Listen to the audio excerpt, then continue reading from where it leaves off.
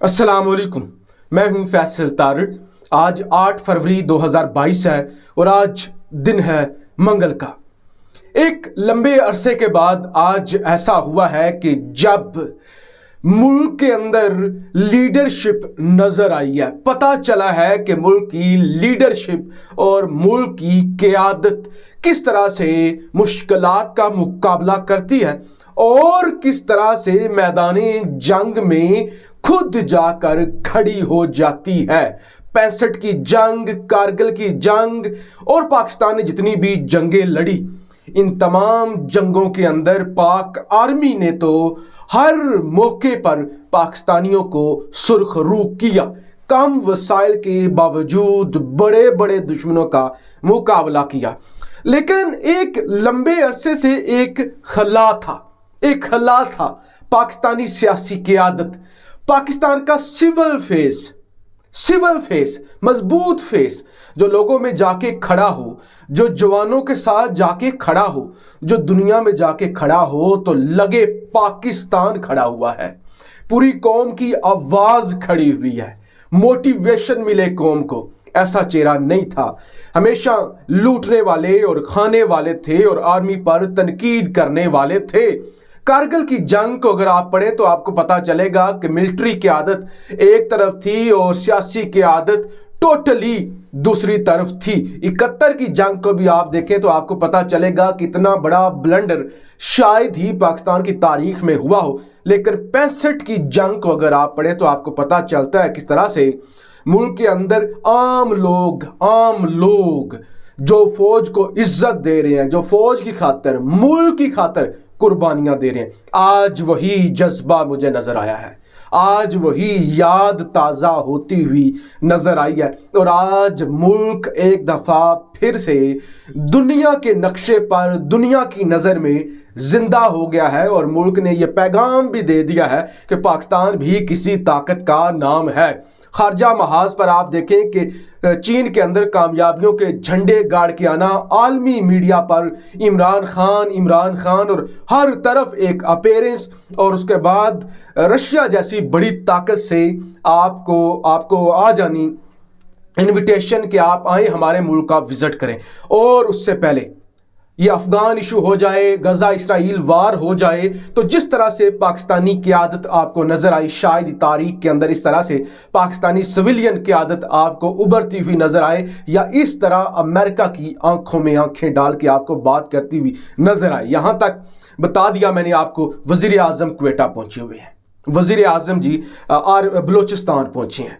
बलोचिस्तान नोशकी जहां पे दुश्मनों ने ये समझा कि अब शायद हम वार करेंगे और हम मासूम बलोचों को वर्गलाएंगे और उनको हम झूठी कहानियां सुनाएंगे, तो वो बागी हो जाएंगे, वो रियासत पाकिस्तान के खिलाफ खड़े हो जाएंगे। और जब ये साजिशें रच रही थी, जब शकूको शुबहात बढ़ रहे थे, पाक फौज पर मुनज़्ज़म हमले हो रहे थे और वज़ीर आज़म के दौरा चीन को ख़राब करने की भरपूर कोशिशें हो रही थी, ऐसे में वज़ीर आज़म का चाइना से वापस लौटना और आज मंगल के दिन जब काबीना का इजलास भी होता है, हर मंगल के रोज़ काबीना का इजलास होता है, उसके अंदर सारे मामलात ज़ेर बहस होते हैं, बहुत सी चीज़ों की मंजूरी दी जाती है, उसको तर्क करके, उसको मनसूख करके बलोचिस्तान पहुंच जाना, ये बहुत बड़ी बात है। बलोचिस्तान और वहां पे आर्मी चीफ भी पहुंचे हुए हैं। यानी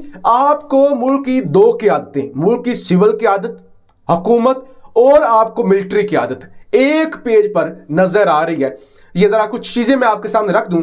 वजीर आजम और आर्मी चीफ दहशतगर्दों का हमला पिस्पा करने वाले जवानों के साथ दिन गुजारने नोशकी पहुंच गए। और इसके अलावा जी वजीर आजम ने खड़े होकर वहां पे ऐलान क्या किया है। बलोच सरजमीन पर खड़े होकर वजीर आजम कहते हैं कि मैं ये पैगाम लेकर आया हूं नोशकी की आवाम के लिए कि पूरी पाकिस्तानी कौम आपके साथ खड़ी हुई है। और वजीर आजम ने कहा कि मैं अपनी पाक फौज के जवानों की दलेरी को, बहादुरी को खराज तहसीन पेश करता हूं और मैं अपने बच्चों की तरह इस फौज के जवानों को समझता हूं और मैं अपनी फौज के साथ खड़ा हूं। साथ ही वज़ीर आज़म ने कहा कि FC और रेंजर की तनख्वाहों में 15% में इजाफे का ऐलान करता हूं, क्योंकि ये वो लोग हैं जो पैसों के लिए नहीं लड़ते, बल्कि मुल्क के लिए लड़ते हैं। लिहाजा ये डिज़र्व करते हैं कि उनकी अच्छी सैलरी होनी चाहिए। तो वज़ीर आज़म जी आज वहाँ पे पहुँचे हैं। अब हो क्या रहा है, जो अहम चीज़ है, जो सबसे अहम चीज़ है, देखिए आर्मी चीफ वहाँ पे पहुँचे हुए हैं। आर्मी चीफ इससे पहले भी बलोचिस्तान पहुंचे हुए थे, आज फिर वो नोशकी पहुंच गए हैं, क्योंकि 2 फरवरी को दुश्मनों ने घात लगाकर हमले किए थे। इन हमलों के बारे में ज़रा मैं आपको बता दूं। देखिए, ये जो नोशकी में हमला हुआ है, जो पंजगोर में हमला हुआ है, जो किच के अंदर हमला हुआ है, ये जो 3 हमले थे ना, चौथा हमला जो लाहौर के अंदर हुआ है, ये हमले आम हमले नहीं थे कि कोई रेबल्स आए हैं, कोई टेररिस्ट आए और हमला करके चले गए। नहीं, ये इंतहाई ताकतवर हमले थे। ये कोई आईडी बॉम्ब ब्लास्ट नहीं था। ये कोई आप कह लें कि पाक फौज की रास्ते में कोई बारूदी सुरंगें नहीं बिछाई गई थी। ये बड़ी जुर्रत के साथ, बड़ी डिठाई के साथ और पूरे एतमाद के साथ हमला किया गया था। और इन हमले, जितने एक्यूरेट हमले दुश्मनों की जानिब से किए गए हैं और जितनी इतने जदीद वेपन्स इस्तेमाल किए गए हैं, आपको अंदाज़ा नहीं है कि ये कितने डीप हमला किया गया है पाकिस्तान पर, और इसके अंदर कितनी इंटरनेशनल ताकतें मुलव्वस है। इसमें इसराइल मुलव्वस है, इसमें अफगान सरजमीन इस्तेमाल हो रही है, ईरानी सरजमीन इस्तेमाल हो रही है, भारत का इसमें बड़ा हाथ है। यानी किसी भी रेबल के पास, कम से कम जो रेबल है ना, बागी जिसे आप कहते हैं, उसके पास इस तरह का असला नहीं आ सकता। और फिर उसके बाद पाक फौज ने जितनी जुर्रत से सारे इलाके की क्लियरेंस की है और ढूंढ कर सर उड़ाए हैं, इस सारे मामले पर आर्मी चीफ और इमरान खान साहब को ब्रीफिंग दी जाएगी। अब जो सबसे अहम बात जो मुझे अच्छी लगी है, वज़ीर आज़म बलोचिस्तान के अंदर बलोच अमायदीन से भी मिलेंगे। यानी बड़े जो कबीलों के सरदार हैं उनको सुना जाएगा, उनसे गुफ्तगू की जाएगी। यही हल है गलत फहमियाँ दूर करने का, यही हल है असल जंग जीतने का। यही है असल जंग कि आप बातचीत करें, आप उनको सुने। आप अगर किसी के शकूक व शुबहात हैं, अगर किसी के गिले शिकवे हैं, आप उन गिले शिकवों को दूर करें। मैं तो पहले दिन से ये कहता हूं कि ताकत रियासत के पास बड़ी ताकत होती है, लेकिन ताकत की बुनियाद पे आप किसी भी मूवमेंट को दबा नहीं सकते। अगर कोई किसी के खदशात हैं, किसी के शिकवे हैं, तो आप उनको दूर नहीं कर सकते। इस तरह ताकत के जोर पे आपको सुनना पड़ेगा। और आपने ये बहुत अच्छा, मैं समझता हूं, अक्लमंदाना, जुरतमंदाना और लीडरों वाला फैसला किया है कि आप उनको सुनेंगे।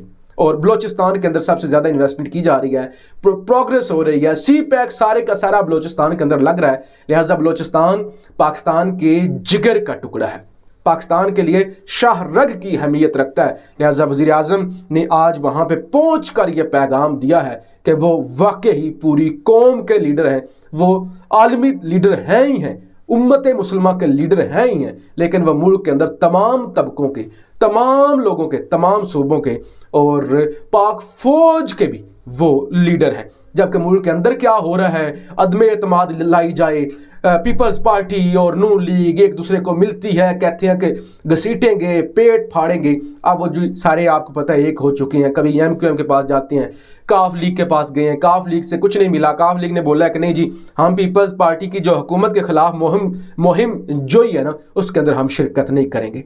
लिहाजा मुस्लिम लीग नून भी किसी भी पॉइंट पर नहीं पहुंच सकी कि आया खान साहब के खिलाफ अदम एतमाद लेकर आनी है या नहीं आनी। इस वक्त मुल्क के अंदर जो स्ट्रॉन्ग आवाज़ उठ रही है, जो बड़े बड़े लोग इस पर डिबेट कर चुके हैं।